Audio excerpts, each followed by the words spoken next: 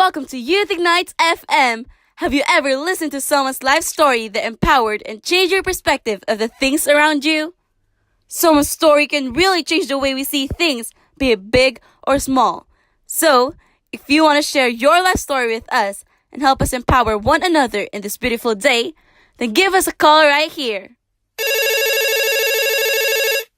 Oh, we've got a caller. Hi, why don't you tell us your name and your story? Hi, my name is Mel.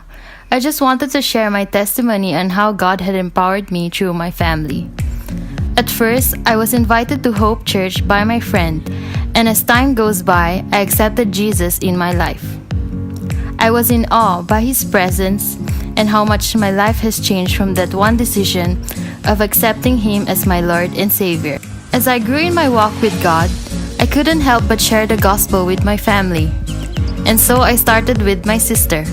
I prayed and fasted in hopes that she would go. After numerous tries, she finally agreed to join in the Christmas service of 2015, and since then, she'd been regularly attending. With that, the more I was encouraged to share the gospel with my parents.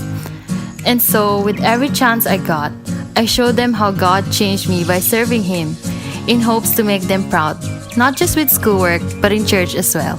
I showed them pictures of paintings we did for the anniversary logos of Youth Ignite, and oftentimes tried to have life group in our house because I low-key wanted them to see what life group and Youth Ignite was. Since my family was originally Catholic, I had to attend Catholic church with them.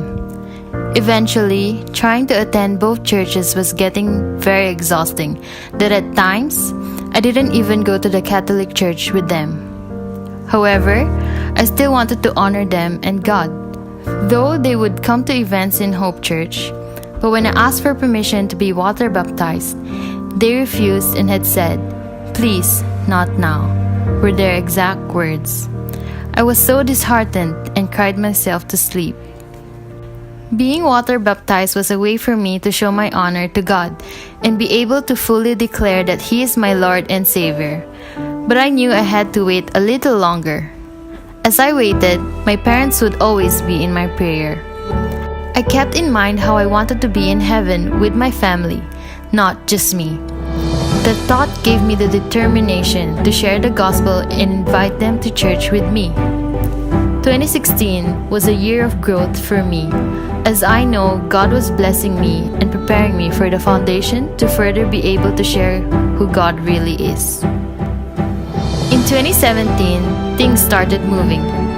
Once again, I invited my parents for a normal Sunday service, and by this time, my sister was already serving in her LG. I remembered sending them off to the adult service in Axis with my sister. I was filled with joy that finally, after praying for them every night, here they are, loving the same God that saved and loved me. Now, they join life group regularly and had even attended the Hope Conference last year. I remember seeing them in the crowd, raising up their hands to worship God, and I just cried tears of joy because I know that I wouldn't be alone in heaven no more. However, I had a small backslide during the Revelation camp. I wanted to leave church and life group because of the changes that was going to happen. I found it unfair that things were going to be changed, especially in my life group. But then, I got the news that my sister chose to get baptized during the camp, and was shocked to know that both my parents were also going to get baptized at the same time. During their baptism, I was crying inside because I was so close to backsliding and leaving everything behind. But how could I?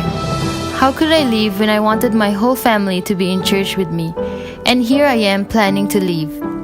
I reflected during that time that the devil was trying to attack me because he knew how my family was growing with Christ.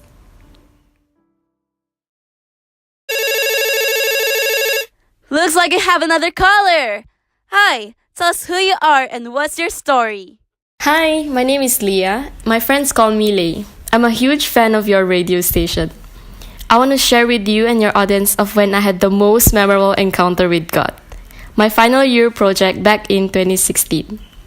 My FYP lasted about 7 months, and it took me way too long to decide to want to have a closer relationship with him. I was reluctant to attend life group and church services at the start, but thanks to my FYP, I grew into a person who wished to seek more of him as the year comes to an end. Crazy how a year can change you, right? My FYP was a tough period for me. It was difficult from the time it started till the end of it. We dealt with countless failed experiments and spent hours troubleshooting it. The stress was real, and to make matters worse, there was so much to study for our other modules. In fact, we had so little progress that our breakthrough only came during the last 2 months. But by then, another challenge surfaced and we were fighting against time. I'm sure I'm not the only one who've been through it before. I'm sure some of you listening felt it too. We were put into a demoralizing position because just when we think all was well, another problem came up. Meanwhile, I was only attending LG regularly but not the church services because I chose to reserve my Sundays for schoolwork or for going to Catholic church. I had also outright refused to serve in any ministries, attending events like the Hope Conference and the Flame Camp, and even water baptism. The quote, "God will never put you in a situation that you could not overcome," was constantly on my mind whenever I needed encouragement.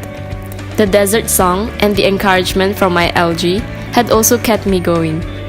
I forced myself to think of what I can thank God for each day, no matter how small they were. I felt like our project was in a bleak situation, and yet I had the strength to look on the bright side. Yes, it was discouraging majority of the time, but I had never once felt like giving up. Only now did I realize that it was Him empowering me all this time with the strength to go on. Cliche as it sounds, I eventually learned that the only way out is to go through it, so we might as well trust that He is going through this with us. Thankfully, He was. He revealed that to me in an unforgettable way. I had a Bible app on my phone to notify me about the verse of the day. On the 19th of October 2016, the day before my FYP presentation, the verse of the day was Matthew 6:34. Therefore, do not worry about tomorrow, for tomorrow will worry about itself. Each day has enough trouble of its own. It was really a reminder for me that all this time, He was empowering me with a strength I could never have on my own. After that revelation, I was more willing to get to know God and had even started going for services regularly. Fast forward to 2017, I had achieved an A grade for my FYP, decided to serve in the media ministry as a photographer, attended this year's Hope Conference and Rev Camp. I also took a step of faith in getting water baptized. In God's perfect timing, I was baptized on the same day as my parents. My sister was already baptized, so by the grace of God, my whole family is safe.